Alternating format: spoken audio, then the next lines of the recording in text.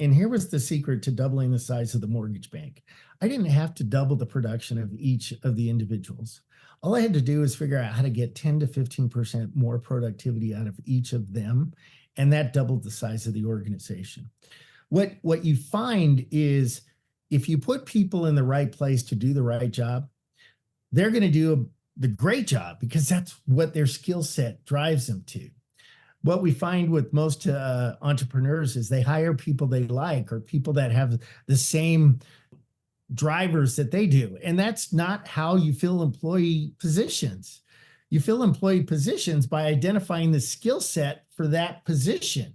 And you hire the skill set for that position. Hi, everybody. We're back for another episode of the I Am Driven podcast. And I want to remind you that the theme of this season is all about relationships, whether it's entrepreneurs in their business, with their managers and people, whether it's in spouses, whether it's with kids, whether it's with yourself. We're focusing on how do drivens operate in this world.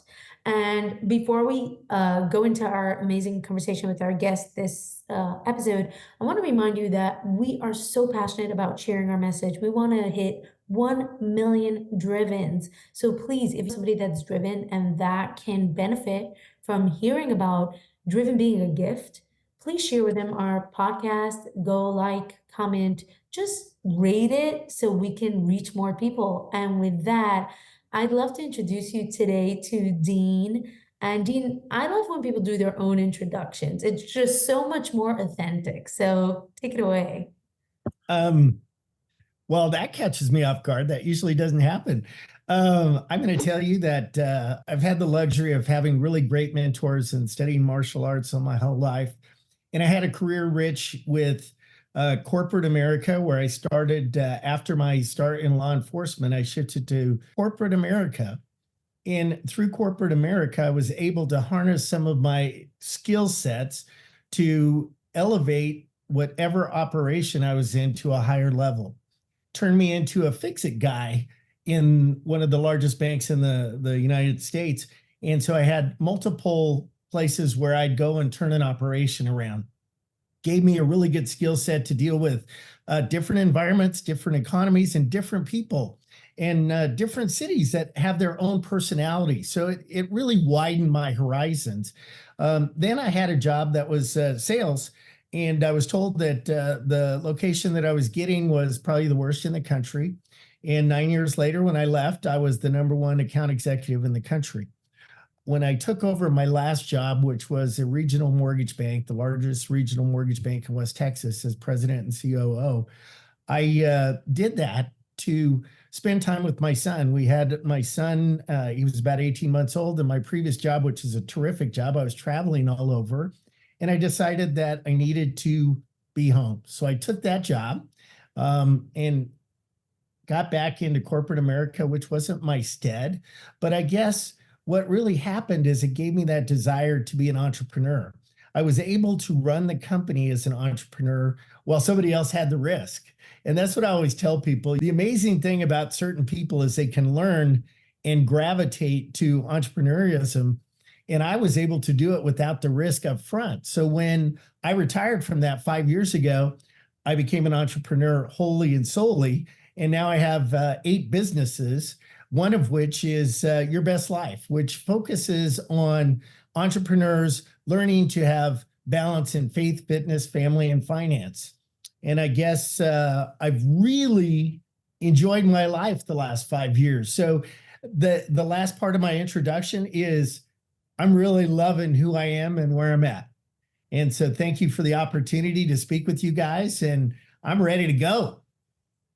Yeah, this should be a fun conversation because you are, and I will warn the audience that he has not read Driven, and we pull these guys in because he's come to so many of the same conclusions that I have in my 20, 30 years of working with entrepreneurs that really want to understand how he got here with his conclusions in the 40 years of which martial arts were you in? I studied Okinawa Chinese Kempo, kickboxing, Hapkido, and Taekwondo. And you're black belted in some? I've got 37 higher level belts in the 5 styles, of which some are black belts. So you do qualify as driven, by the way. So we're Well, thank you. It's very design driven. I am fascinated by how you shared off recording how you had a stuttering problem, right? I did. When I was young, I stuttered and it caused me a lot of frustration and some anger issues. And when you stutter, you are very quiet because you don't want people to hear you to make mistakes. And so I came home one day and I was 12 and I put my hand through a door inside my mom's house. And my dad came home. He was in the military and he said, "That's probably not going to work for us." So he said, let's fix it. I had a great set of parents and not, my mom had an 8th grade education and my dad joined the military from the Bronx to see the world and ended up in Wyoming, but they had tremendous character. And so my dad said, he was very disciplined, but he said, "We're going to fix this." So he got me into Chinese Kempo taught by somebody on the base who taught special forces. And so it really didn't solve my stuttering problem at all. But what it did was it gave me insight into self-control. And I believe that that's the fundamental aspect that gave me that framework to handle some of the issues I had, because I was very energetic. I had a lot of passion and everything else. And when you learn how to control yourself at an early age, it does give you that component. Like I said, it didn't help my stuttering, and that's probably another story, but it did help my temper. And it also helped me deal with myself. And at an early age, if you can start gaining that framework, I think it helps you accelerate most of the other things in your life. And it did for me. So I was very grateful for that start. It helped you stay laser focused and create that focusedness. So at 12, being a kid going into a dojo with a bunch of, I mean, did you fit in right away? Did it feel like you were home, or did you have resistance at the beginning? I'll tell you a quick story. Since my dad and my brother started with me, they lasted 12 months and then they bailed. This instructor, if you didn't get the technique right fairly quickly, he had this bamboo shoot and he used to hit your shins hard. And so sometimes I'd go home with black and blue shins. And I don't think you could do that today, but I almost wish you could. Because what it did was, first of all, it made you focus on the technique. But ultimately, 7 years later, when I got in the ring, I figured out it had nothing to do with that. It had more to deal with developing calcium deposits on my shin. And when the first time when this guy kicked me and I blocked it with my shin, I saw the look on his face and I went, "Oh my God, I love my instructor." So it also taught me that there's varying ways to get the message across, even if it's disguised. But I was very fast and I was very quick. So I felt really at home in the class because it was a very hard style, more like Krav Maga than traditional Japanese martial arts. So we were learning a lot of really hard techniques, as you would imagine when you're teaching special forces guys. And so I really enjoyed it, and I did get in really quickly, and I was very small. So I also had that chip on my shoulder. So yeah, I fit right in. Your dad and brother quit. Why do you think you didn't? If you've been in a family, we all have different personality types. My dad was very pensive, and he believed in what we were doing, but he didn't have the time. My brother was a lot more laid back, and he was like, "No, this isn't for me." So it was kind of good. My brother probably wouldn't be described the same as me, although he was driven on a different path. Yeah, and so that resilience and not quitting, we are known for this.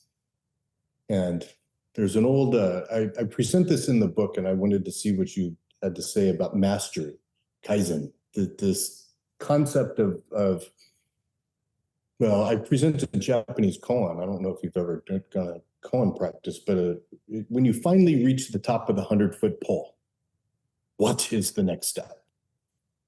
And this propensity for drivens to kind of chase something, shiny object syndrome.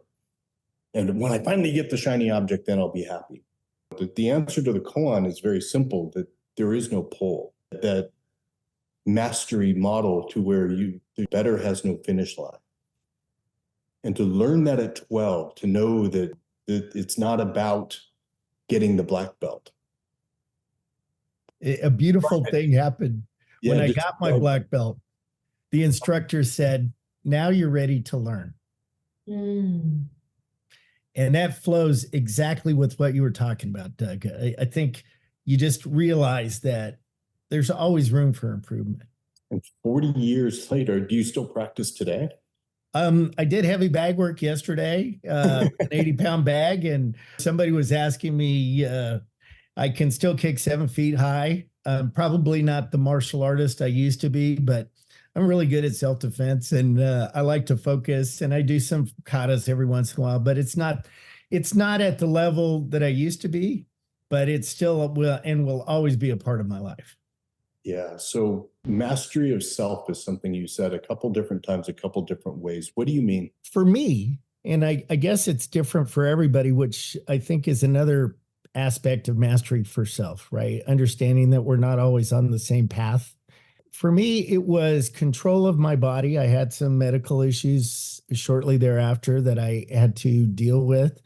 The stuttering taught me that how I was operating was every time I'd stutter, I'd disconnect my mouth from my brain.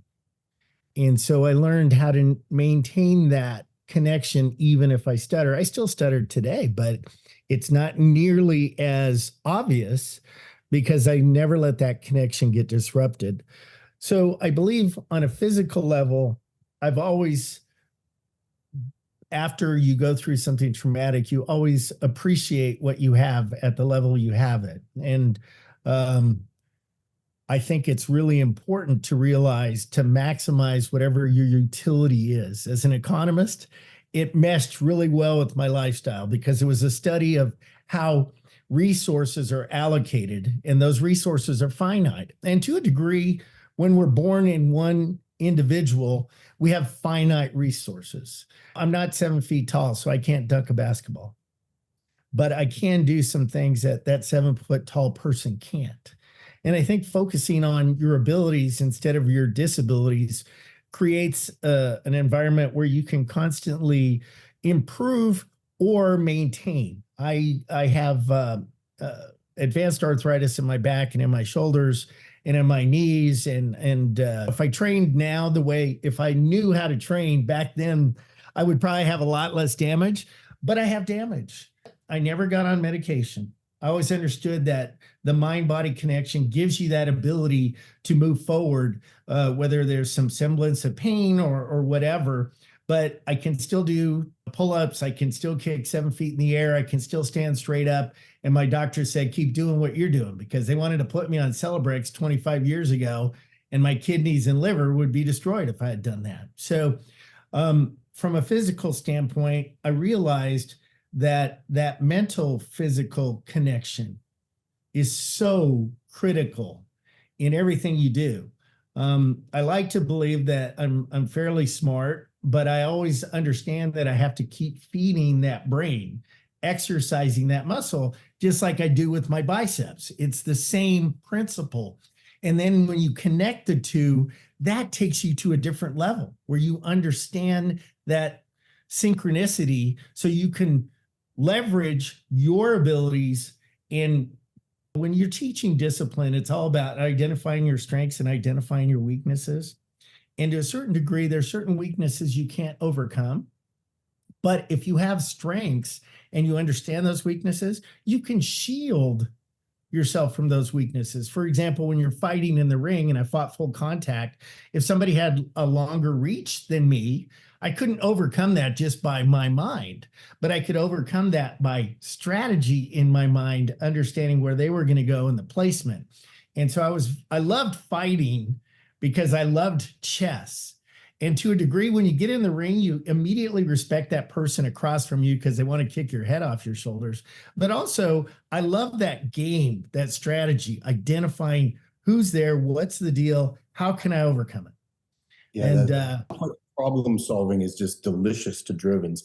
But it is mind-body connection, and we'll dive into that too, because what you do now, I mean, you work basically the same world I do. You work with a bunch of crazy entrepreneurs, someone who is very disconnected from your body.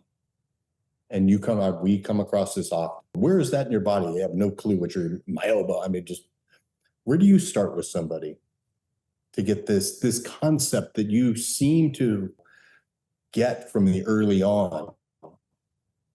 I think the most important thing is to identify where people feel their weaknesses, because sometimes perspective is genius insofar as I can look at something from outside and see the problem, but if that person doesn't see the problem, you can't help them.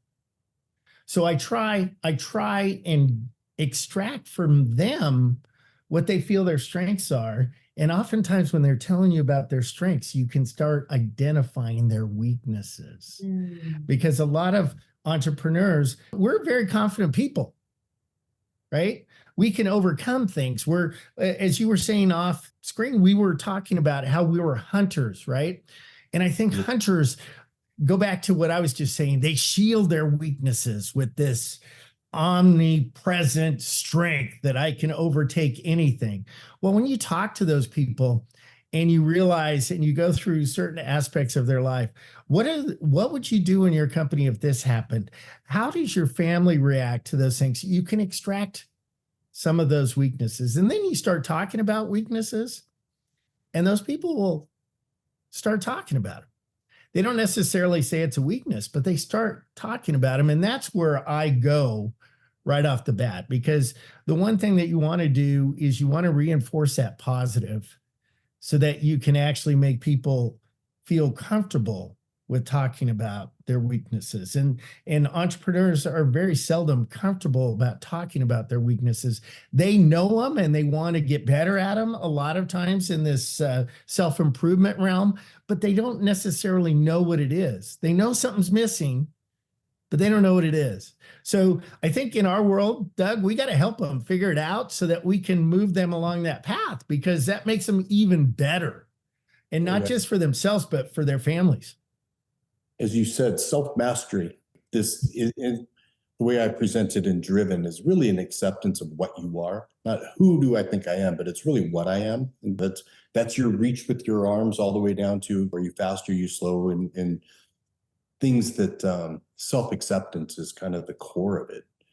And entrepreneurs are often very scared to actually see themselves completely, because, oh my God, the imposter syndrome is just plagues us so deep. Absolutely.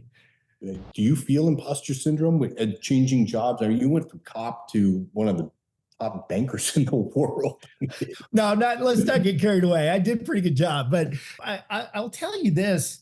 I loved law enforcement. When I was in school, you get that paramilitary and your dad's in the military. And so you kind of have that exposure. And when I got my degree in economics, I kind of felt like the FBI would be a good fit for me because it was corporate, white collar stuff. And, but because I couldn't do that, I had to go local in law enforcement because the FBI they weren't hiring for about 5 years. So I went local, and what I really learned was it helped me with that understanding of people. Because when you're in law enforcement, you see people not at their best. You get two groups of people that you spend your time with. The people that have urgent need, they're in a car accident, or they have a heart attack, or they have some of those things, and your training has to help them. Okay, so you have that compassion element. Then you deal with the other group of people, that 3 to 5% that have no conscience, that are sociopaths, that want to commit crime, that beat their wives, that do that. And you start to learn about people, and you start to talk to them. And I always approach people from aspect of respect. Both my parents, like I said, they weren't, when they had us children, they weren't really formally educated, but they both went through the streets pretty hard. So they were pretty smart, street smart, and they really believed in respect everyone until such time that they don't deserve it. And I think I started with that. And oftentimes, even those criminals that you'd arrest, if you treated them with respect, the response you saw was amazing. I didn't get in very many fights as a law enforcement officer because I treated people with respect. And when you do that, at least you get a level of compliance, and then you start talking to people.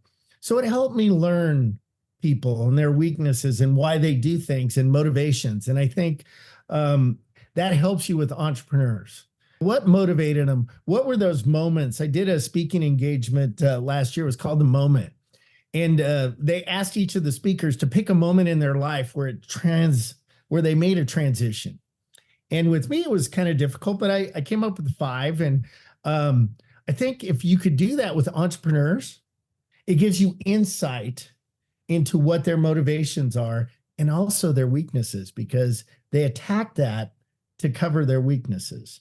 I got really good at fighting because I was short and because I had a temper problem, and everybody in Wyoming was 6'5" and 250. And when I was in high school, I was 5'7", 125. So there's always reasons why you have this chip on your shoulder, or why you have this, or why you have that. They're not always valid. That's the other thing. It doesn't really matter if they're valid. It's how you interpret it. And so I think that driven people grasp something and they feed on it so that they can move forward or protect themselves or protect their family or go higher in business, be competitive. And as you entrepreneurs in transition and your transition, so as you went from cop to banking, that had to be one of them. And how did the martial arts teach you to do that differently? I guess one of the biggest components of martial arts that impacted my entire life is discipline. I teach discipline to almost everyone, because the beautiful thing about discipline is you're not born with it. It's a learned skill. So everybody can pick up on discipline. And I think whenever people have issues or problems, if they focus on learning discipline, they can really go after their problems. That's what my dad taught me. What's your problem? Let's face it. How are you going to attack it? And you come up with different solutions, right? And I think that discipline was the core thing that helped me both in law enforcement with I graduated at the top of my class of the police academy. I enjoyed what I was doing, but I wasn't making a good living. And it was something that I saw the recession wasn't going to change. So I made a career change. And the funny thing about it, Doug, you'll get a kick out of this. Even though I left law enforcement from a paycheck standpoint, I kept doing it for free for 5 years as a reserve because I was solo qualified and everything. So it was my community. So I did it. I got to do no not warrants. I worked on weekends when they were short staffed. So I did it for free after that. But I think that I kept learning, and learning about people actually flowed really well into banking. Lending behaviors, to how people act when it comes to banking, how they look at their future. It was really important. People coming in from loans, how they handle their credit, it's all people based. And so you learn that in the martial arts, you learn that in law enforcement, and you shift to banking, and it's really similar motivation wise. And I was able to deal with a lot of businesses from a standpoint of offering financing and everything else. And so that was my introduction to entrepreneurs. So I got to work with entrepreneurs for 36 years while I was in banking. And I learned how to help entrepreneurs, because one thing that you'll learn as an entrepreneur, if your team, your vendors, and your employees, if you can elevate their performance through training and compassion, your business always takes off. And so that was a fundamental piece of my growth in my career. And one of the things when I was going from bad operation to turning it to a good operation, you learn that really quick. employee engagement, and engagement of the vendors that you had, and elevating their performance through training or volunteerism, it always served me well. And so when I left the bank, this was like an easy transition for me. Yeah, you mastery. You're a master of both relationships and human beings, and the mastery of the self in staying curious. I mean, that is. Have you ever lost it? You ever get burned out? I did get burned out. When I took the job as president and COO, the first year, I'm going through the organization, learning all of it because it was very complex. I had to do secondary marketing. I had to, we did construction lending. We did servicing. We did lending. We did all kinds of stuff. So I learned, I had the banking fundamentals, but there were things that I had to learn. So I went into each department and I learned it. And after, originally, I wasn't allowed to make personnel changes because the owners were very, very loyal. So their management was not really management per se. They were terrific people, really good clerks and everything that got elevated to management because they'd been there and out of loyalty. So I got burnt out because I couldn't do the things that I wanted to do. And I loved the job because it was serving me to be home and to be a dad so I could coach my son and be there for him, which was the most important thing and the reason why I took the job. But it wasn't serving me career-wise. I was beating my head up against the wall because whenever I took over an operation, I could remold it. Well, there was this level of resistance that I came across. And what really changed for me that gave me the inspiration is after I went through the whole thing, I told them that their operation should be doing twice what it was. And these guys had had this bank for 23 years. They were the #1 bank in West Texas. And I said, and they laughed at me. They said, sure, mister, you haven't been here doing this. And I said, no, I'm telling you, you could do this.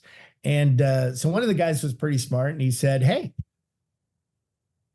you do it. We'll give you this time period, double the size of our organization. And I said, when it's in it for me, and they said $1 million. And I said, okay, can I do whatever I want with the $1 million? They said, sure. So the next thing I did was come up with the way to circumvent my problem so that I could go through it. And that way was to talk to the staff directly. And when I told them about the goals, they all laughed because it meant we're going to have to do double the work. What are you doing? And I said, look, I'm going to teach you. I'm going to share with you. I'm going to bring systems. I'm going to change the way you do things, and we're going to do it together. Yeah, sure, whatever. And I said, look, the board promised me $1 million. I'm going to share it with each and every one of you that's vested in this company. If you're a cashier, you're going to get the same bonus that the president does. I got their attention. And so I was able to circumvent that burnout, and it gave me the ability to re-energize by working with the people directly, elevating their performance. And then the second time I got burnt out was after we accomplished it. We beat all the goals and doubled the size to over $1 billion in servicing. That was, by the way, that was in 2009. The biggest mortgage debacle in our country's history. So I doubled the size of a mortgage bank during that time. I was involved in the Mortgage Bankers Association. Because it is the focus on the people. That's being a true leader. Yeah, exactly. Serve, right? What do we do as leaders? Serve. It's what we should do. You didn't make it about you. You made it about them. The resistance from the top or the lack of belief in you in doing that, I mean, that, how good did it feel to actually to hand those checks to the cashiers? It felt really good. We had a party. And it felt good from several levels. Number one, the leadership, the owner leadership, they began to buy in. And the management leadership, they had to buy in. Okay. I don't know that I ever reached them, but they had to buy in, because when you're getting squished in a sandwich by the owners and by the employees and they're excited, you either fake it or you get out. And they had a good situation, so none of them got out, but the resistance level from a facial standpoint went away. But it felt really good, and it was really good for the team because then they realized they didn't have the limitations that they had anticipated before. And I worked with them on a lot of different levels. We had a 401k plan, and a lot of these employees weren't making more than 35, 40,000. But I taught them how this plan could give them retirement.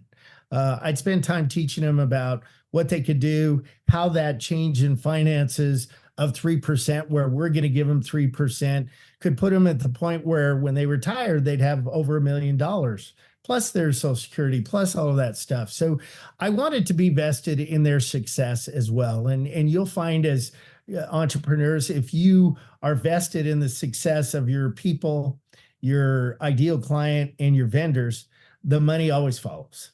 It always follows. So what do you do now? How do you teach this to entrepreneurs? They come right in because the traditional entrepreneurship founders are often, Steve Jobs was, when they come in and just see their employees as an expenditure and not as human beings. I mean, how do you get the shift to happen here? Well, first thing I teach is employee engagement. And from an economic standpoint, people don't realize, and here was the secret to doubling the size of the mortgage bank. I didn't have to double the production of each of the individuals. All I had to do is figure out how to get 10 to 15% more productivity out of each of them. And that doubled the size of the organization. What you find is if you put people in the right place to do the right job, they're going to do the great job because that's what their skill set drives them to. What we find with most entrepreneurs is they hire people they like or people that have the same drivers that they do. And that's not how you fill employee positions. You fill employee positions by identifying the skill set for that position. And you hire the skill set for that position. If it's an accountant, they may not want to talk to people. So they're going to be a terrible interview for you. You're not going to like them. But if they're really good at being an accountant, they want to be locked in a room and play with their numbers all day long, and they're great at it, then you would be a fool not to hire them. Yeah. And so you attack each of those fundamental things. And the beauty of my organization is these people have already made the decision that they want to learn. So it's not the Steve Jobs syndrome when they come in and they want their as a matter of fact, most of these people, they want to learn, they want to get better, and they see good results because you give them action items and they take action. And so it's a beautiful thing for me because I always trained, and 3 or 5% would take the training and become millionaires or successful. The rest would just go about their business. In this business that I'm in now, 95% take the action items, 5% don't. So it's really rewarding to see people. I was talking about that skincare company in Miami that I work with. Her business has grown 179% in the last year. And she gives me all the credit, but all the credit's hers because I gave her action items and she just opened her mind and said, okay, I'm going to do it. Let me try it. And that's her. I gave direction, but she took it, ran with it, executed it, and she's sent me her bank account. She said, what do I do with this money? I love those kind of problems. You are a perfect example of people matter. And then discipline. That's something that I oftenly joke that I am the most disciplined, undisciplined person in the world. I'd love to talk more about discipline because I have such a hard time with discipline. It's like when people say the word discipline, I get so triggered. I do a presentation called the D word because I think discipline is a dirtier word than the F word,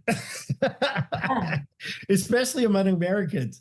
Discipline is exactly what Doug just said. You can be very disciplined and undisciplined at the same time. They're not really. It's funny how that works because sometimes you have to be undisciplined in your thoughts to be creative. if you're always stuck in a rut, you can't solve problems the same way. Remember I was telling you I had a little problem on the test because it asked that question and I had to pick the one that was most true, and I was kind of offended. But it's exactly as you described, Doug. I think you hit it right on the head.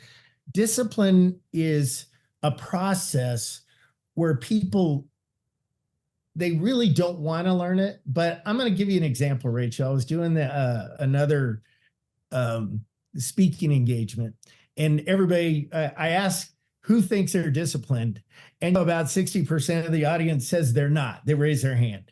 And so I picked two of the most attractive women in the audience that had raised their hand, and I brought them up on stage, and I brought three others on stage too. And I asked these women, I said, how long does it take you to get ready in the morning? And one of them said, well, it takes me an hour. And I said, you do that every day? She said, yeah. I said, and you're telling me you don't have discipline? And, her jaw dropped. And the problem with most of us is not being able to connect the dots between things that we don't like to do and the result. Because if we can attach import to those things that we hate to do, and you see what it can change you to, you hate those less, you appreciate them more. And discipline is all about that transition. It's not really about getting there. It's about that transition to taking things that you don't like to do and saying, what? This is okay. Because I'll tell you, it takes a million punches to do a good punch. And most people will stop. And when you realize it takes a million punches, you're all in. And then you start, I don't hate doing punches. You're like, oh, my punch is a little better. Oh, my punch is a little better. Oh, my punch is a little better. And those small changes are what really help. The Navy SEALs teach discipline very similar to the way I've adopted some of their characteristics. And what they always say, at the end of the day, when it comes to eating an elephant, you have to do it one bite at a time, right? And that's what really discipline boils down to. Cueing your mind into the end and understanding this is so important that it really is. I mean, women hate doing this and going like this, but they do it. So it tells me they're disciplined because they love the result. And all they have to do is take that mental acuity and approach it to other things in their life. Picture the result, picture how this gets you there. And that's the start of discipline. I think it's a combination also of Dr. Doug, when you talk about the higher self getting out. And because what I've spent a long time, the last few weeks, studying transactional analysis. And what I realized is that my parent self is so weak. So I don't have that discipline because of my dysfunctional parent self. And when I can get into my healthy parent self, then I can discipline myself with kindness. I think we spend too much time, like that military style discipline just doesn't talk to me. But instead, if I tell myself, Rachel, it's really going to benefit you and you're going to love this after it's done. Or I know you really don't want to meditate today, but acknowledging that instead of saying no, right? And we tend to like deny those voices in our heads instead of like just saying, yeah, it feels horrible, but we're going to do it anyway. Let me give you one other tool. When I teach discipline, one of the most important things that you'll find, even in the SEALs, is one tool is forgiveness. And what really kills most people when they get disciplined, January 1st, they start in the gym and they're going to do the gym. And then by January 18th, they're out. Why? Because they either got sore or they missed a day and they're like, I can't do this. And they give up. If instead they took a moment and said, what? I missed a day. It's okay. I forgive myself. I want to get back on track. They're going to make it. And discipline is related to forgiveness, because then you can take that mistake, put it in your rearview mirror, and begin to grow again. And like you said, I didn't meditate yesterday. Damn it. No, I didn't meditate yesterday, but I'm going to make sure I meditate today and let it go. And you move further and further. people think of discipline as not having that forgiveness component. And what I would tell you is if you add that to discipline, so many more people are going to be successful at that talent of discipline. Getting rid of that toxic shame that we let it go. We all make mistakes. There's one perfect person. I think he walked around like over 2,000 years ago. The rest of us, we're still making mistakes. And Doug is too. I drive myself every day and I trip up, and you got to let it go. You got to move forward. Like I said, rear view mirror. Yeah, it's returning to the path is the point. Yeah, and if the path is too rigid for our type of people, we'll blow it up anyway. So the guardrails of actually what I teach very, top of that, but that forgiveness component, I could not agree more. And it is that capacity to actually make it so small that the path, I'm back on the path, and I can get better and better and better and better and better and better and better on that path. And that is clear in everything you teach, that martial arts is woven itself into your soul. How do you deal with clients that sabotage?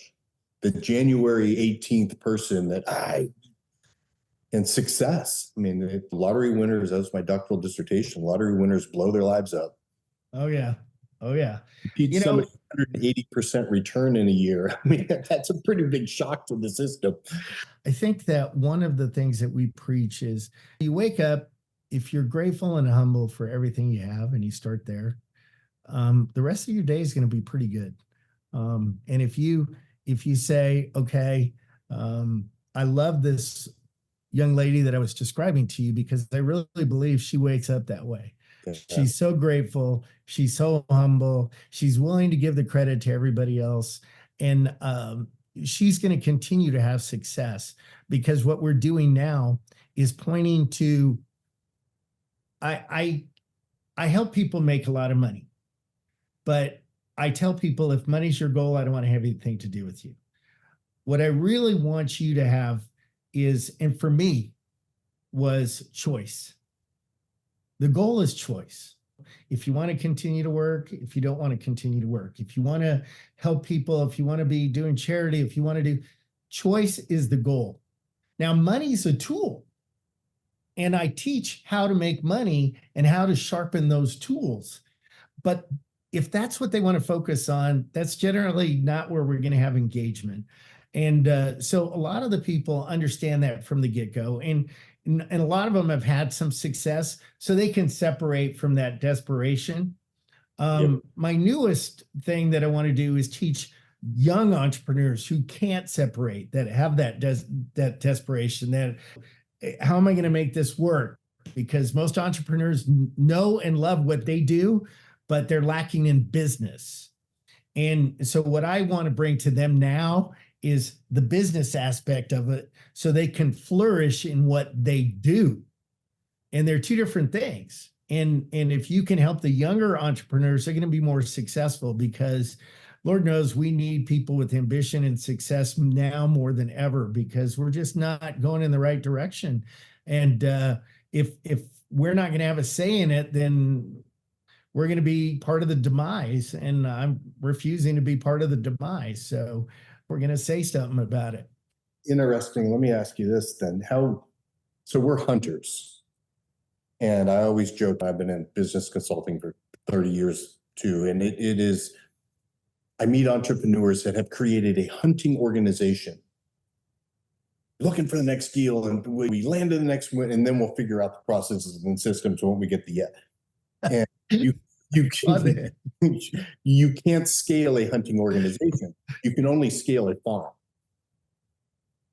And well, I got to hire farmers, and I got to get systems and processes in place. And the resistance they have to doing that is so frustrating at times.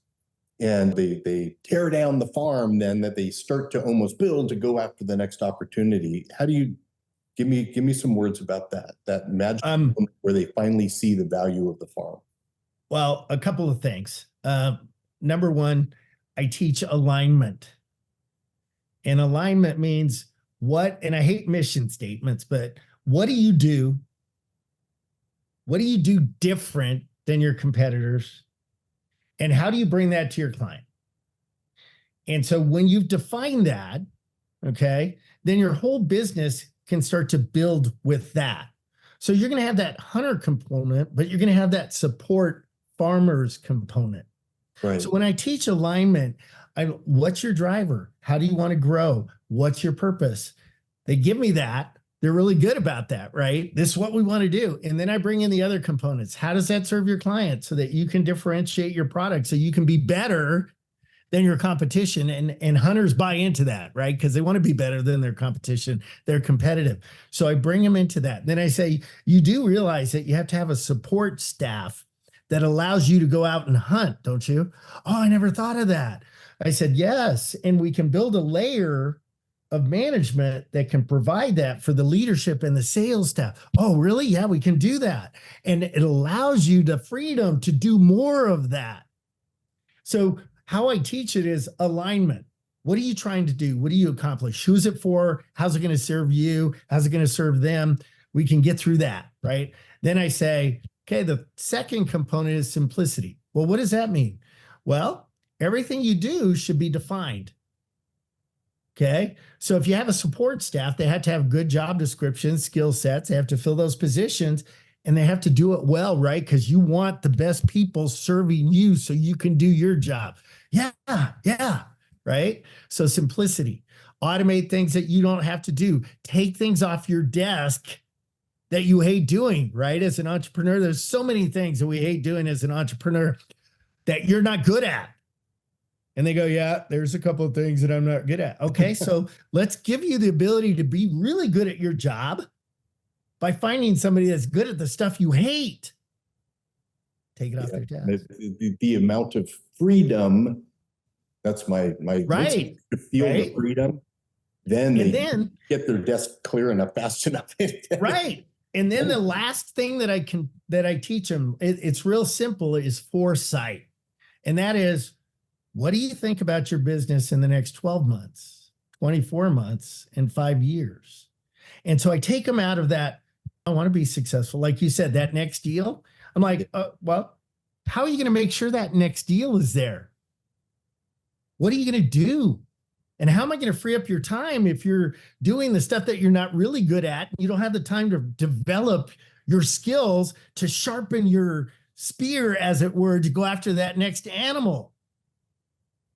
So I get them to agree.